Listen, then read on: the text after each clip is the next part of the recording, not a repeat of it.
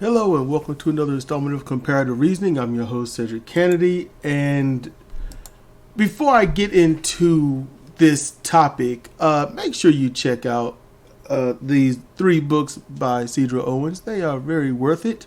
I know, because I've listened to them many a time. And yeah, thought-provoking, very much, and eye-opening. So, with that said, going on thought-provoking and eye-opening, there's a reason. Now, I'm going to explain this in full, why more tests create more COVID-19 cases. There is an origin, there is a link, and that is simply this. It is fear. And this predates COVID-19.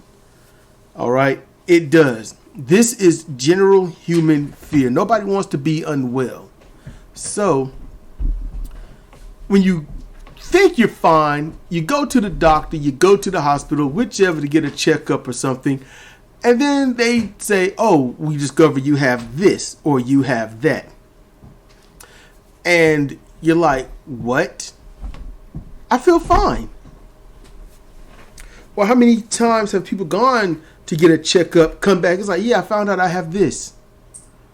And then they're all messed up afterwards. Or the psychosomatic or anything like that. So there are roots in that. And yes, I'm going to have to bring this up. This predominantly, disproportionately affects minorities. But it's not like it doesn't happen to white people on various levels.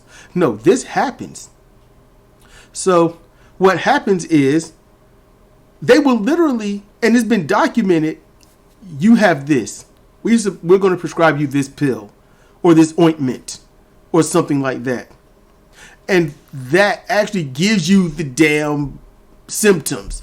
Not the cause, not the virus or whichever. It simply gives you symptoms. And then when they stop taking the pills, the symptoms and whatnot go away. There are also plenty of cases where that seems to happen, but it's not the case. It's actually the opposite. It's strange, but it happens. So, if no one ever got tested for anything, nobody would know that they have anything. And just like it was so long ago, people just die. And nobody knows why until there's an autopsy. So many autopsies allow people to come up with how to fix things ahead of time. And learning how to diagnose things ahead of time. Learning how to be in that preventative, health area. There is a reason to why people are saying these things. This is why Donald Trump is saying these things. Because you go to the hospital, you feel fine. There's nothing wrong. You get a checkup. Oh, you have the flu. Wait, what? I feel fine. Yeah, it's like, you've got it. It's just not affecting you like it was. So you should probably just stay inside and just, give it about a week or so, maybe two weeks, and then you'll be fine so you don't spread this flu or this strain to anyone else. Nobody's going to do that. They never have, so people get the flu. That's how different strains of flu also keep spreading around. Do you think this isn't going to happen with COVID-19? It's going to happen. Viruses, just like people, want to survive. They want to spread. They want to have their species there. It's that simple. No more, no less. It's that simple.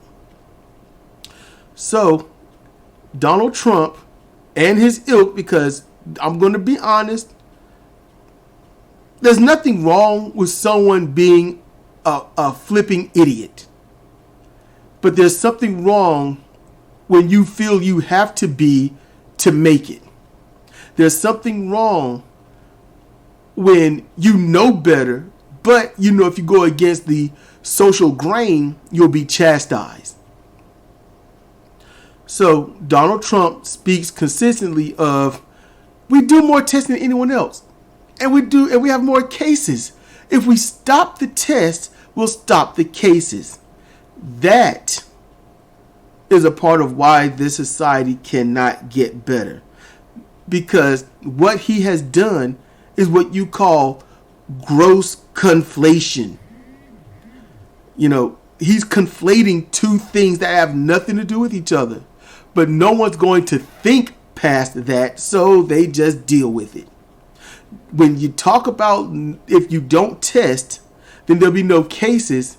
No, if you don't test, there will be, and I want you to hear me on this. This is true. If you do not test, then there will be no cases to report. That's it. If you don't test, then there will be no cases to report. And if there are no new cases to report, then anyone can easily say the COVID-19 is getting under control and going away. We are doing fine. There are no new reports. And without any reports, there are no new cases. Without new cases, we're on the upswing. We're doing great. And what does that do? It regresses us back to over 100 years ago when people just get the sniffles, they get sick, things shut down, they die in a matter of 2 to 3 weeks. That's what would happen. And in some cases, just a few days. And it will be widespread, and then you'll have your survivors and you'll have those that don't. I need you to understand that that is the literal way it will go. Now, there are those out there that might get a little sick and they recover. There's some that are very asymptomatic. They won't have any signs at all, no detriment. But they can still spread it. There will be those that are sick, but staying inside just is too much. There are those that are sick, but and people, just like children, will make up any, adults like children will make up any excuse to do what they want to do. Any excuse. For example, my daughter, and it's time to get a shower, we say, look, you stink, you smell bad, it's time to shower. And she'll make up any excuse to not get a shower. Oh, I'm just going to get dirty again. I don't smell that bad. Well, I don't smell anything. Or, if I get a shower, I'll miss this show. You're not getting a shower right now. Why should I? Like, I got a shower literally just yesterday, or maybe 30 minutes to an hour ago. Or, as you can see, I'm still wrapped in this towel from having a shower.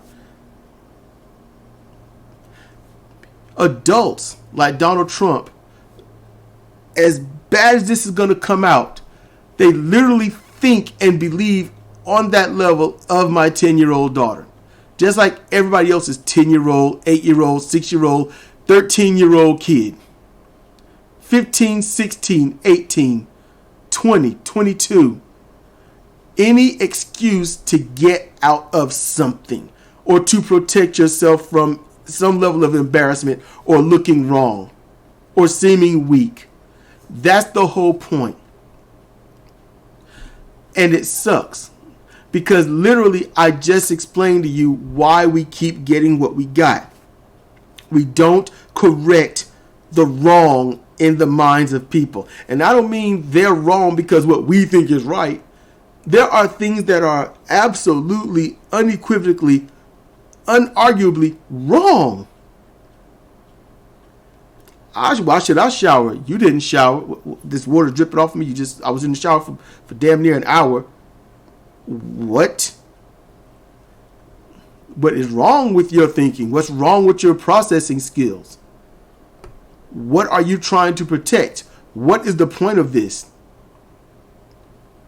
So that is what is going on.